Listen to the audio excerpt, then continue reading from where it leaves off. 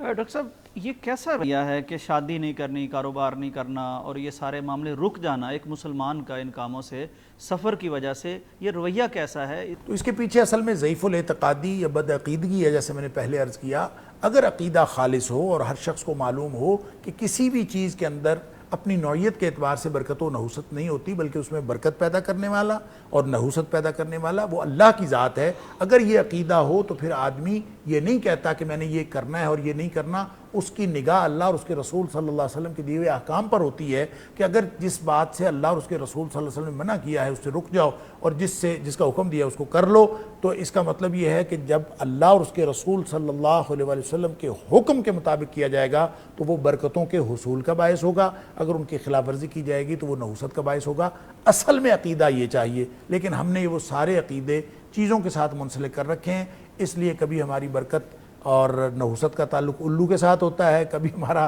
برکت و نحوست کا تعلق کوے کے ساتھ ہوتا ہے، کبھی کالی بلی کے راستہ کاٹنے کے ساتھ ہوتا ہے، اور کبھی جو ہے وہ پرندوں کے ساتھ، حیوانات کے ساتھ اور ارد گرد کی سچویشن کے ساتھ لوگوں نے اٹیچ کر رکھے ہیں۔ اس کا حقیقت کے ساتھ کوئی تعلق۔ بڑا خوبصورت گھر بناتے ہیں، بڑی مہنگی گاڑی لیتے ہیں، اوپر ہنڈیا رکھ دیتے ہیں، وہ ہنڈیا رکھ دیتے ہیں یا جوتا لٹکا دیتے ہیں، جوتا گاڑیوں کے اوپر لوگوں نے جوتے لٹکائے ہوتے ہیں۔ یعنی اس سے بڑی بد عقیدگی اور کیا ہو سکتی ہے کہ آپ سواری میں بیٹھیں، آپ سواری پہ بیٹھتے ہوئے آپ دعا پڑھیں، آپ نے نئی سواری خریدی ہے آپ دعا پڑھیں، اور دعا پڑھ کے آپ اللہ تعالیٰ سے برکتیں حاصل کریں۔ آپ گاڑی میں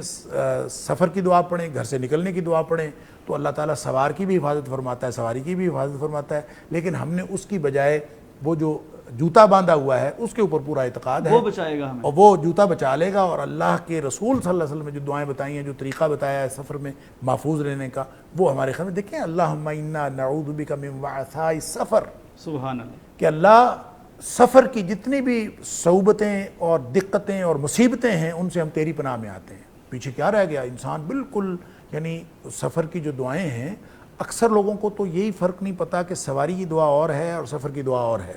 تو سواری کی دعا پڑھ لی تو سوار اور سواری حفاظت میں آ گئے، پھر آپ نے سفر کی دعائیں پڑھی تو سفر کے دوران جتنے بھی مراحل ہیں وہ سارے کے سارے اللہ تعالیٰ محفوظ بنا دیتا ہے اور باعث برکت بنا دیتا ہے۔ ان چیزوں کی طرف دھیان دینا تھا، لیکن ہماری ضعیف الاعتقادی نے ان چیزوں سے ہماری توجہ ہٹا کر ہمیں ان چیزوں کی طرف لگا رکھا ہے جو